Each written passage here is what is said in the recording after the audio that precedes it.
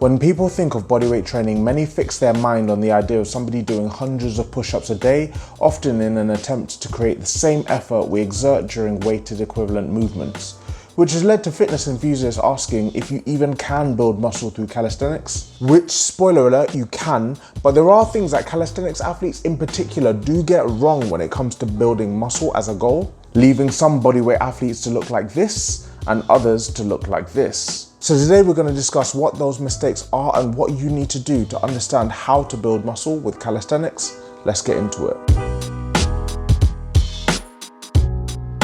How you doing, Cali Crowd? Welcome back to the channel that makes calisthenics simple.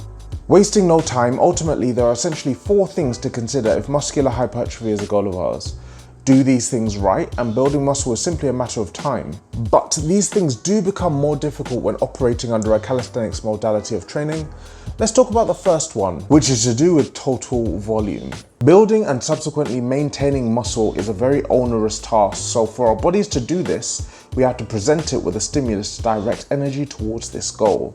There is a wealth of literature supporting the fact that total volume, so reps times sets times weight, with a target of aiming close to but not necessarily achieving muscular failure, is how muscles are encouraged to grow. This is the main thing that we should zero in on when muscle building is our goal, within the context of sets of exercise that leave us with only a little bit left in the tank. So going back to our earlier example, you might then ask why the person doing hundreds of push-ups a day isn't building muscle. And the short answer is that they very well may be, but in an extremely inefficient way. While the reps appear high, the intensity remains extremely low compared to, say, for example, adding some weight to those push-ups and slowing them down. In thinking about overall volume actually, another thing calisthenics athletes do make a mistake on here is spending way too much time in isometrics. Gravity-defying skills are a large part of the appeal for bodyweight athletes, but not only does total volume work suffer because the skills are so difficult and so the amount of time we can hold them for is low, but without an eccentric phase of an exercise, we remove one of the biggest weapons in our muscle building arsenal. The lengthening part of a movement creates more of the micro tears in our muscles, which, coupled with an explosive concentric phase and shortening of the muscles involved, induces the hypertrophic response we're looking for. All this being said, calisthenics does have one huge advantage in the theatre of total volume, and it lies in the fact that bodyweight exercises are compound, so by their very nature we work multiple muscle groups at once. Calisthenics athletes typically have relatively large back and shoulder muscles, and this is because of the demands of day-to-day bodyweight exercises. There is nothing special about the back and shoulders though, so if we want to apply this to our other muscles, we simply need to give them the volume to elicit the same response. Remember, the key is getting to a point where we're struggling to hit that last rep. Enter the 8 to 12 rep range, the golden rep range where all gains occur. In honesty, there's nothing special about the 8 to 12 rep range. We can certainly build muscle at lower rep ranges with heavier weight. The 8 to 12 rep range does is allow us to achieve this without overly taxing our connective tissue or frying our central nervous system.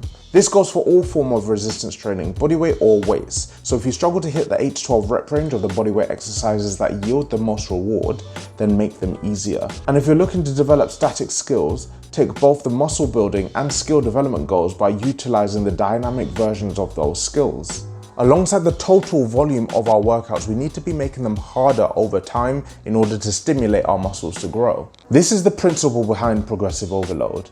In weight training, this can simply be achieved by increasing the weight on the bar, but in calisthenics, we have as many ways of increasing difficulty as we have ideas to do so. This is both a blessing and a curse in calisthenics because it makes it extremely hard to track our progress. For example, if we want to grow our back with bodyweight rows, but one day we do them like this, and then the next we do them like this, we are not using progressive overload to our advantage. To build muscle with calisthenics, we need to be extremely regimented about how we track and measure progress. So make note of the band you use one day to the next and record yourself to ensure your form is consistently improving, because very slight tweaks can drastically increase the ease of a bodyweight exercise, taking away from the goal of increasing difficulty.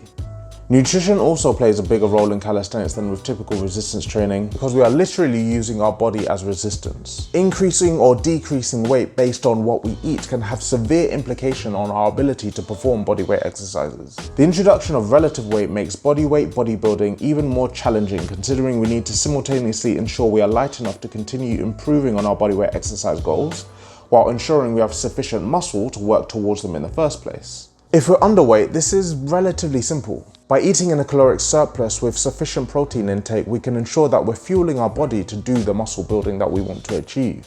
If we're overweight though, this does become a little bit more tricky because we start to enter into the realm of body recomposition, reducing body fat through calorie restriction while at the same time increasing or sustaining muscle mass. The good news is that calisthenics with its high neurological demands are best placed to do this because of the way that even the most basic bodyweight exercises utilize all parts of the body. With both a calorie surplus and a calorie deficit, just make sure that you're hitting your protein goals and working hard in the gym to ensure that you continue to build muscle. This brings us all to recovery. The main challenge with bodyweight training is that the exercises are so demanding that it takes more of a toll on us to train in this way.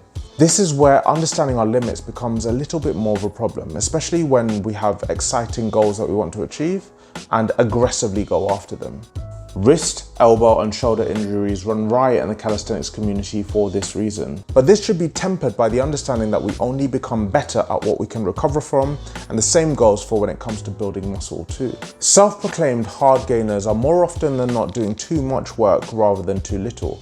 And if this occurs alongside poor eating habits, poor sleeping habits and stress at work, backing off a bit and prioritizing quality outside of the gym will probably lead to better results. Calisthenics is bound by the same principles that govern weight training, and while you can quite easily build muscle with calisthenics in a way that leads to a well-balanced physique, using weights to condition joints and isolate lagging body parts has a world of merit. So if you want to see how I combine weight training and calisthenics, then check out this video.